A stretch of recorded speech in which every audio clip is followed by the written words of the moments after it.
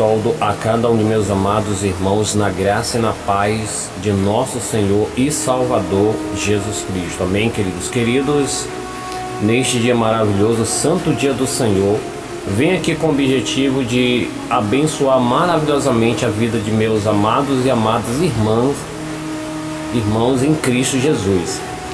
E estarei aí abençoando vocês, amados, com a apresentação dessa pequena série transmitida por meio desse vídeo, com detalhes maravilhosos, queridos, com referência a dois temas assim maravilhosos, né? Mas é um tema assim que ultimamente muitos assim procuram entender de acordo com a palavra.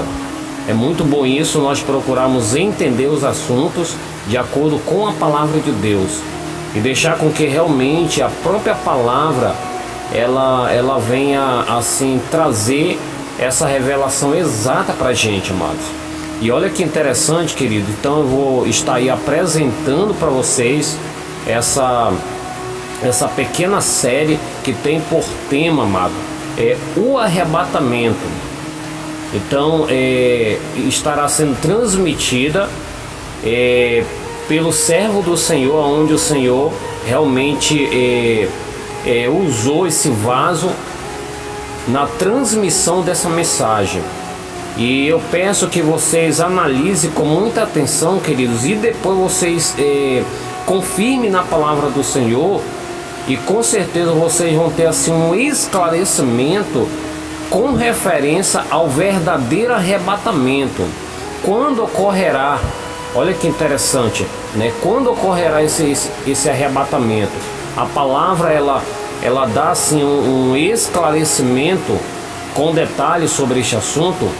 Então com certeza vocês aí vão ter um entendimento claro, mano. E também assim ele vai estar falando assim um pouco sobre a questão de igreja, né? A questão de igreja, de acordo com a palavra, porque infelizmente, né, esse assunto com referência à igreja é transmitido para as pessoas de uma forma que infelizmente a palavra ela não traz assim um esclarecimento claro, né? Porque é posto uma outra interpretação com referência à igreja. Mas aí vocês vão ter aí um pouco de detalhe que esse servo ele vai estar falando também um pouco sobre a questão de igreja, o conceito de igreja, né? E aí vocês vão ter um pequeno entendimento também.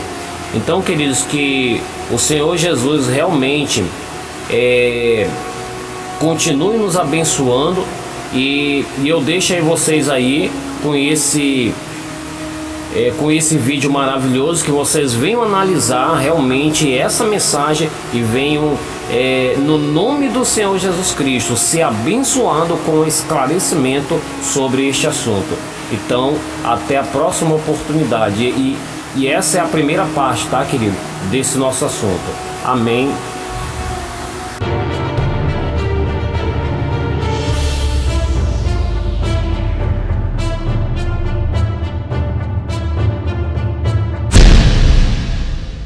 Nós estamos desde ontem à noite, mas hoje de manhã, falando sobre o tema Sinais do Fim. Nós estamos vendo, à luz da palavra, o que ela mesma diz sobre esse tema que permeia toda a Escritura. Vimos ontem que 30% das Escrituras é profecia. E nós vimos hoje pela manhã o período que nós estamos vivendo, onde há tanta coisa triste acontecendo, e que Jesus disse que seria o princípio das dores e que é apenas o começo. E agora nós gostaríamos de ver este tema, o arrebatamento. O que é, como e quando ocorrerá? Nós vamos ver o que essa palavra significa, onde ela se encontra, o que nós temos a ver com ela. Essa é a primeira parte. Depois, para nós finalizarmos, o fim vai vir. E se eu e você estamos preparados para isso? Nós estamos vendo desde ontem que os últimos dias, de acordo com a Bíblia, eles começaram quando? Na primeira vinda de Cristo. Nós estamos vivendo esse período que Jesus descreve de maneira muito clara em Mateus 24, Marcos 13 e Lucas 21, o princípio das dores. Esse é o tempo presente. Vai haver ainda um período chamado por Jesus a grande tribulação, que vão se intensificar os sofrimentos que hoje têm ocorrido, de maneira tal que Jesus disse assim: se aqueles dias não fossem abreviados, nenhuma alma sobreviveria. E depois então, Jesus vai voltar. Vem sobre as nuvens, como nós cantamos, com poder e grande glória. Vem da mesma forma que ele foi, fisicamente, todo olho vai ver, todo joelho vai se dobrar, toda língua vai confessar que Jesus é o Senhor. Agora, o tema que a gente vai tratar, a questão do arrebatamento, se a volta de Cristo durar 100 anos, e se o Senhor não voltar antes, se durar 100 anos, se Jesus voltar daqui 100 anos, eu espero que isso não aconteça, leva tanto tempo, o que nós vamos abordar não tem importância, porque muito provavelmente, talvez com alguns aqui, mas mesmo os adolescentes, nós não vamos estar aqui. Agora, se levar 10 ou 20 anos e Deus permitir que nós estejamos vivos, então pode ser que nós veremos a volta de Cristo. E nesse caso, a compreensão desse assunto do arrebatamento é muito importante. No início do estudo eu coloquei que esse tema ele tem algumas interpretações entre homens de Deus, e esse é talvez o que mais tenha diferenças. Mesmo entre teólogos, pastores, autores reformados, que nós cremos ser mais próxima da palavra, existem algumas questões sobre, por exemplo, o milênio, a figura que retrata o reinado de Cristo. A gente não pôde tratar com detalhes sobre isso. O que é o milênio? A Bíblia não usa a palavra milênio, mas ela define o que é o arrebatamento, o encontro com o Senhor nas nuvens. E essa figura aí, ela retrata um pouco o que vai ser isso, de maneira tão pequena. Essa palavra arrebatamento também não se encontra na Bíblia. O conceito dela é claro. E ela é retirada de 1 Tessalonicenses, no capítulo 4, os versículos 13 a 18. Nós vamos ler lá. Mas para a gente poder entender um pouquinho, só para a gente se localizar, aqui tem uma foto da cidade de Tessalônica, na Grécia, hoje. E ela foi construída por volta do ano 316, durante o Império Grego. Nós vimos a sequência, o Império Babilônico, Medo-Persa, o Império Grego. Durante o Império Grego, essa cidade foi construída.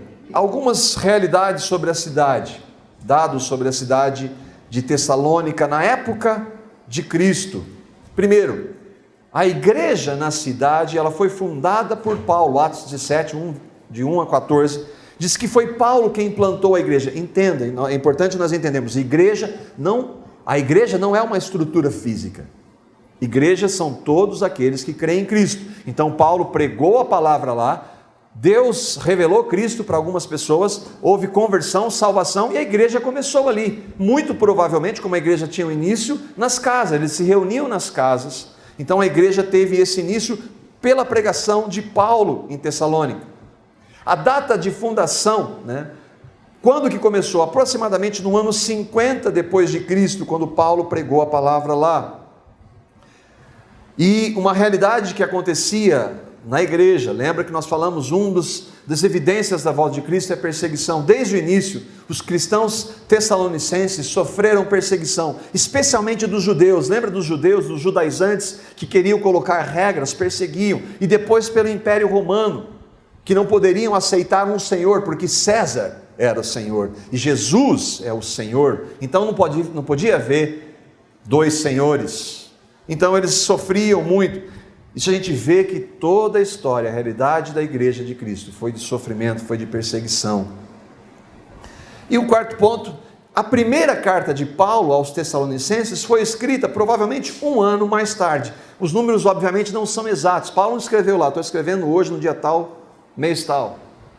Mas os estudiosos e por pesquisas na palavra, com fontes extrabíblicas, a gente pode compreender que Paulo então escreve essa carta pouco depois de iniciar a igreja em Tessalônica. No 1 Tessalonicenses, no capítulo 2, versículos 14 a 15, Paulo vai dizer, e está escrevendo para aqueles irmãos, olha a realidade, como Paulo atribui e fala da realidade da perseguição. Ele diz assim: porque vocês, irmãos, tornaram-se imitadores das igrejas de Deus em Cristo Jesus que estão na Judéia. Está falando para os irmãos lá de Tessalônica, da igreja que começou.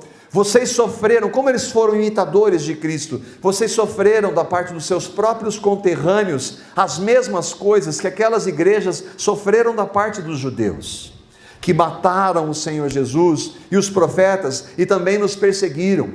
Eles desagradam a Deus e são hostis a todos. Isso mostra então que eles estavam passando por grande perseguição. O irmão Champlin, comentando sobre essa realidade em Tessalônica, o Russell Champlin foi um estudioso, é um estudioso da palavra, escreveu a Bíblia versículo por versículo, levou 20 anos para estudar, não é isso?